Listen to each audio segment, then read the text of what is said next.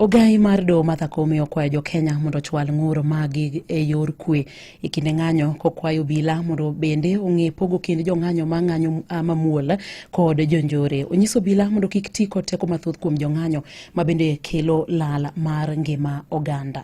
You are coming in office at a time when our country and our democratic fabric have come under strain through waves of public protests. The delicate balance must be maintained between constitutional rights to peaceful assembly and protest. Members of the public must exercise their right to protest peacefully without carrying arms, looting or vandalism of public infrastructure, such as government buildings, court infrastructure, is very painful. The police must respond with restraint, proportionality, and strict adherence to human rights standards, avoiding actions that could cause unnecessary harm or loss of life.